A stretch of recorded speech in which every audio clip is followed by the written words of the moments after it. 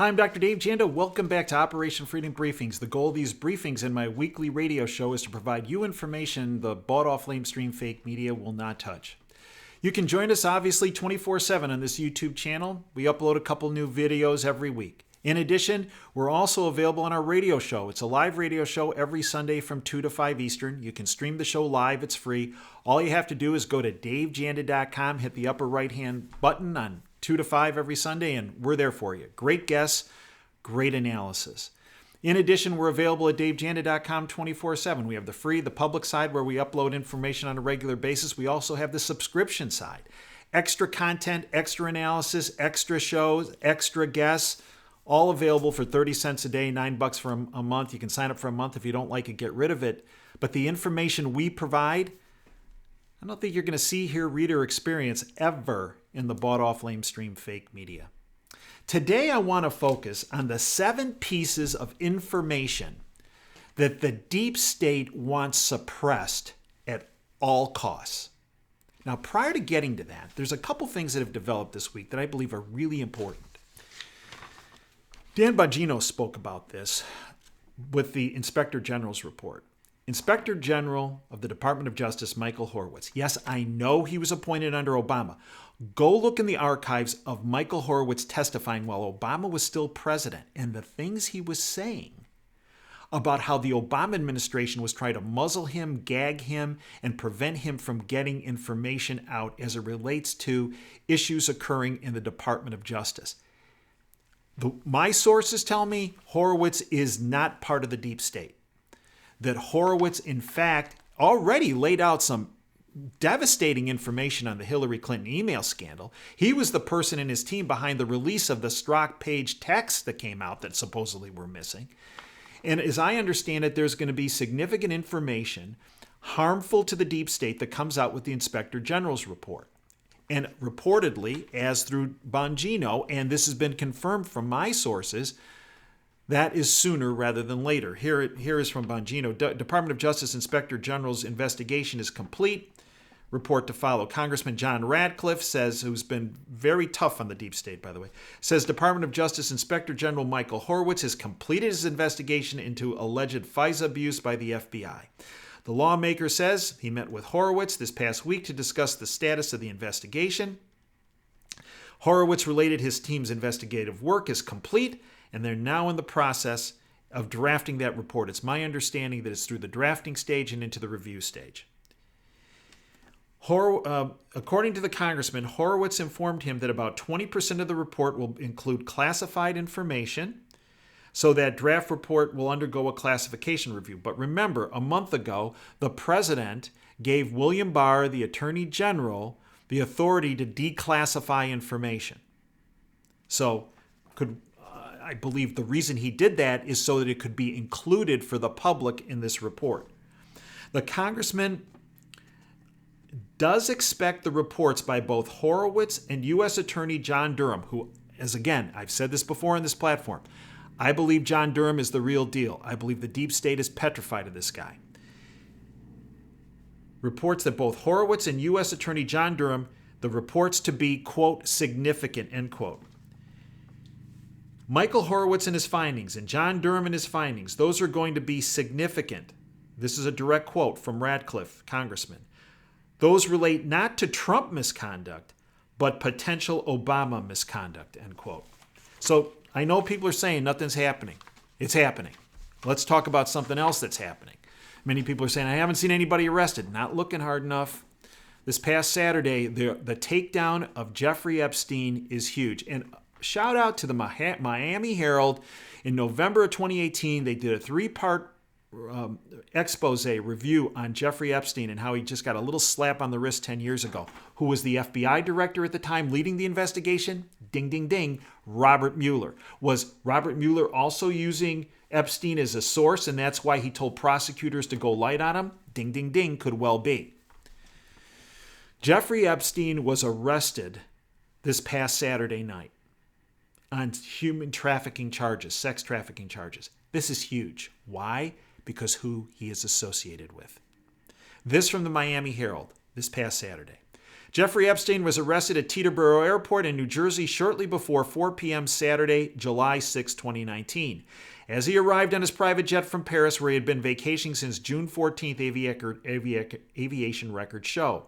About an hour after they picked him up, federal agents arrived at his imposing Manhattan townhouse, breaking down the door to execute search warrants.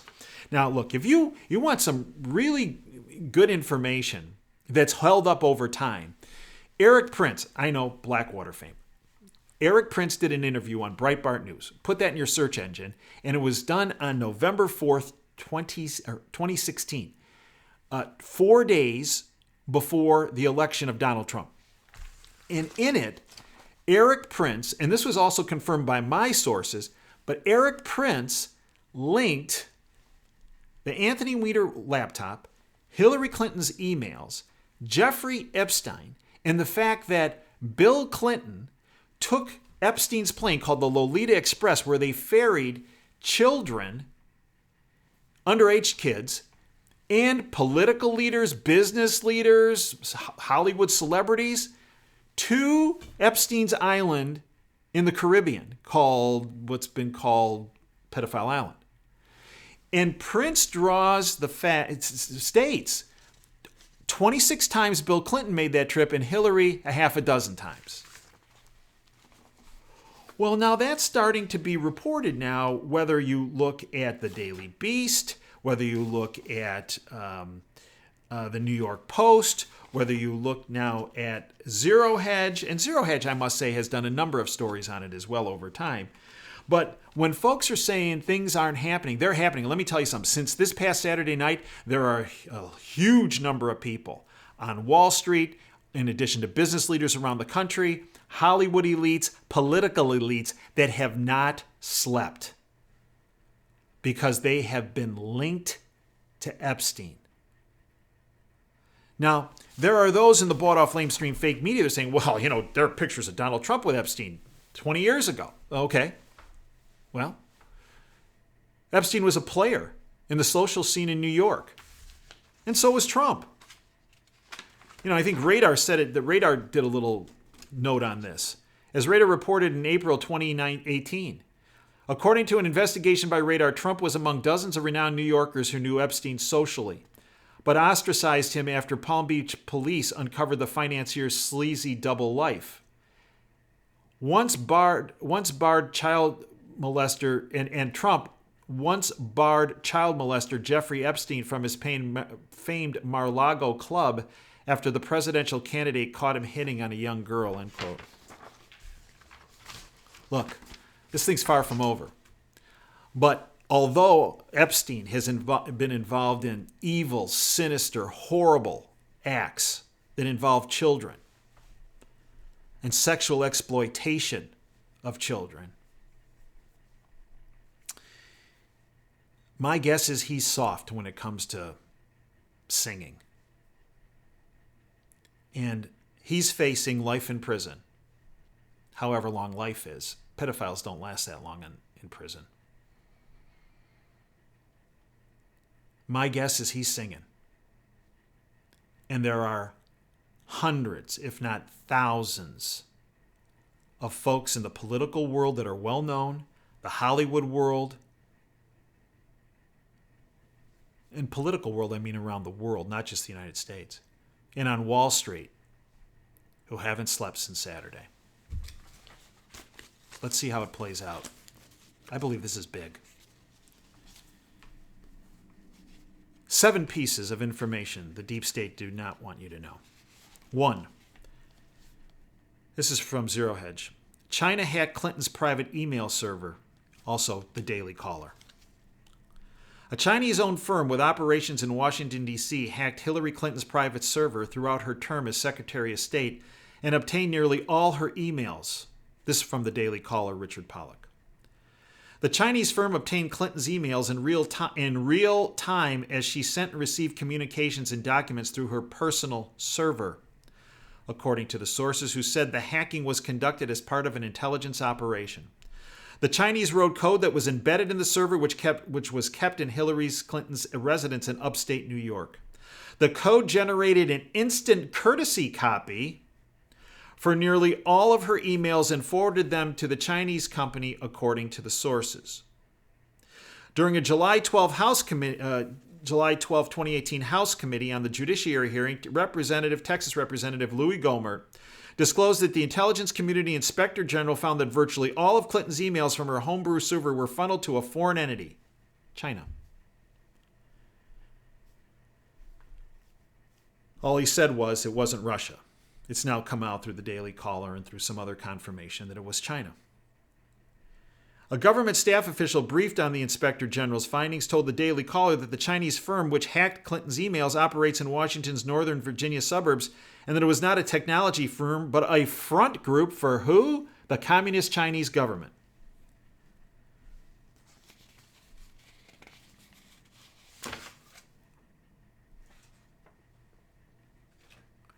The Intelligence Community Inspector General found an anomaly on Hillary Clinton's emails going through their private server, and when they had done the forensic analysis, they found that her emails, every single one except for 4, over 30,000 emails, were going to an address that was not in the distribution list. It was going to an unauthorized source that was a foreign entity, China. It put your security, my security, every American security at risk, which he did. The deep state doesn't want you to know about it. Either does their bought-off lamestream fake media tentacle. And since those emails went, guess what? 18 of our operatives in China have been murdered. Yeah. Number one piece. Number two. This from a great website. The Conservative Treehouse.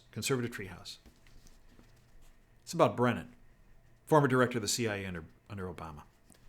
The FBI's formal origination of the counterintelligence investigation of candidate Donald Trump, known as Operation Crossfire Hurricane, begins with a 2-page memo submitted by former CIA Director John Brennan to former FBI Director James Comey. There's a crew.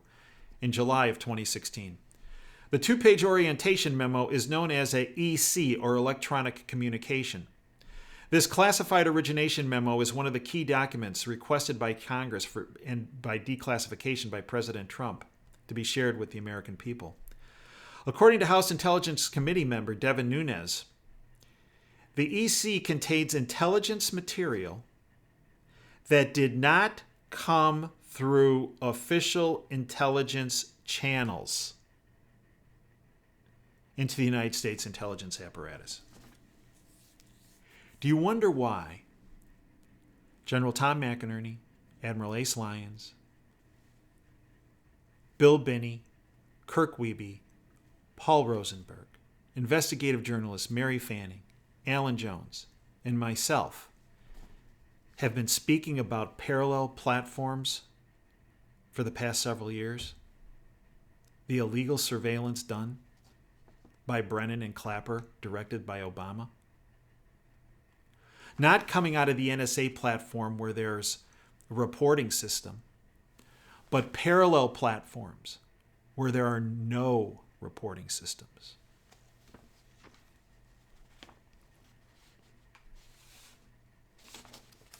Item 2. Item 3 from The Hill. Max Greenwood. FBI official Lisa Page texted.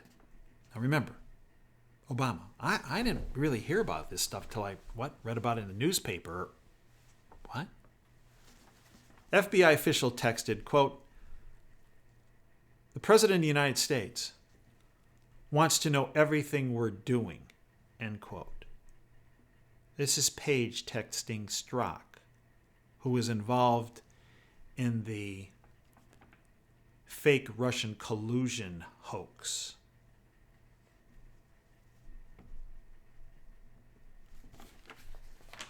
You ever hear Rachel Maddow, Anderson Cooper talk about that? How about Shep Smith? How about Judge Napolitano? Number 4. It's from Zero Hedge. CIA-linked Nellie Orr gave extensive anti-Trump research to high-ranking Department of Justice husband, Bruce Orr. The wife of former Justice Department number 4 official in the Obama White House, Bruce Orr, conducted extensive opposition research on the Trump family members and campaign aides while working for Fusion GPS. Wait, the firm paid by the Clinton campaign to produce a salacious and unverified, quote, Russian source dossier, which would later be used against Trump in his campaign. Also interesting from the transcript is that Nellie passed Bruce research she had done for Fusion GPS on a memory stick. Nellie Orr, employed by an organization that was funded by the Clinton campaign and the DNC, funneled information to her husband in the Department of Justice under Obama to funnel it into the Department of Justice, even though it was all tainted, all made up, and to the FBI. Where's Rachel Maddow on this? Morning Joe. Yeah, I know. AWOL. That's number 4. Number 5 on the hit parade. Christopher Steele admits, the guy who helped create the dossier, fake Russian dossier. Yeah. Christopher Steele, this is in a London courtroom, admits he was hired to help Hillary Clinton challenge the 2016 election. This is from December 2018. Former UK spy Christopher Steele admitted in a London court that he was hired to help Hillary Clinton contest the results of the 2016 election in case Trump won, according to not the Washington Post, the Washington Times. Steele assembled an anti-Trump dossier of opposition research from what investigative firm? The one you just heard about. Yeah, Fusion GPS, which in turn was hired by the DNC law firm Perkins Coie and the Hillary Clinton campaign. The document used a, quote, senior Russian foreign ministry figure, end quote, and a, quote, former top-level intelligence officer still active in the Kremlin. In other words, Hillary Clinton, through Christopher Steele and other intermediaries, was what? Working with Russians against Donald Trump. Shocking. Number 6 on the hit parade. Remember we talked about Hillary's server, number 1, right? With the Chinese getting it. Gets worse. This from Politico, Josh Gertstein, Nolan McCaskill. Obama used a pseudonym to communicate in emails with Hillary Clinton on her server, FBI documents have revealed. Okay. Now just sit back and think about this. It's already been determined that thousands, tens of thousands of Hillary's emails were going directly to China. Obama is sending emails to Hillary on a not .gov website to her personal server, sending information. And he knows it's wrong because he's using a pseudonym. President Barack Obama used a pseudonym in email communications with Hillary Clinton and others, according to FBI records just made available. This was as far back as 2016. The disclosure came as the FBI released its second batch of documents from its investigation into Clinton's private email server during her tenure as Secretary of State. On April 5th, 2016, an interview with the FBI, Huma Abedin, who's Hillary's top aide, we'll just leave it there, was shown an email exchange between Clinton and Obama from the server. But the longtime Clinton aide did not recognize the name of the sender, Obama's pseudonym. Quote, once informed that the sender's name is believed to be a pseudonym used by the president, Abedin exclaimed, quote, how is this not classified, end quote. Abedin then expressed her amazement at the president's use of a pseudonym. Okay, what is this all about? This is about the violation of the Espionage Act by both Hillary Clinton and Barack Obama. just by them exchanging emails on that private server that was going directly to China, they put your, mine, and every American's safety and security at risk. And what's number 7 on the grand hit parade? Here we go. From Judicial Watch, fantastic work. Tom Fitton and his crew, fantastic. Judicial Watch, you ready for this? Remember how Hillary's emails were missing, right? Well, just go ask China. They'll have them. FBI admits Hillary Clinton's emails were found where? In the Obama White House. Where's CBS, NBC, ABC, the rest of them on this? Also confirms over 49,000 Clinton server emails were found on a Weiner laptop. Oh, here we are back with the Weiner laptop, back with Jeffrey Epstein stuff that Eric Prince was talking about. All comes around. Judicial Watch announced that a senior FBI official admitted in writing and under oath that the agency found Clinton email records in the Obama White House, specifically the Executive Office of the President. The FBI also admitted nearly 49,000 Clinton server emails were reviewed as a result of a search warrant for her material on the laptop of Anthony Weiner, convicted pedophile, the husband of Huma Abedin, Hillary's top aide. E.W. Bill Prestep, Assistant Director of the FBI Counterintelligence Division, made the disclosure to Judicial Watch as part of court-ordered discovery into Clinton email issues. U.S. District Court Judge Royce Lamberth ordered Obama administration senior State Department officials, lawyers, and Clinton aides, as well as Prestep, to be deposed or answer written questions under oath. The court ruled that Clinton email system was, quote, one of the gravest modern offenses to government transparency, end quote. Prestep also testified that 48,982 emails were reviewed as a result of the warrant for Clinton email account information from the laptop of Anthony Weiner, who had been married to top Clinton aide Huma Abedin. Prestep is serving as assistant director of the FBI's counterintelligence division and helped oversee both the Clinton email and the 2016 presidential campaign investigations. Prestep testified in a separate lawsuit that Clinton was the subject of a grand jury investigation related to her BlackBerry email accounts. So it's not just Hillary was fooling around on this private server. It appears, according to what Prestep stated here, that she was messing around with potential classified information on her BlackBerry. There you have it. The magnificent 7 pieces of information that the deep state do not want you to know. I hope you'll take this information. I hope you'll network it to anyone and everyone you know, because I can tell you, you're never going to get it from the bought-off lamestream fake media. I hope you'll join us every Sunday, 2 to 5. The show is live. It's free. Go to davejanda.com. Great analysis, great guests. I hope you'll stay here on our YouTube channel. I hope that you'll come and visit us at davejanda.com on the free side, and hopefully you'll find such value in what you do. You'll sign up for our other shows, our WTF Geopolitical show, our Insider Insight show, our Department of Advanced Research show, our contributing editor section, our healthcare symposium section, all available for 30 cents a day, $9 a month. I believe one of the biggest bangs for the buck in all the internet.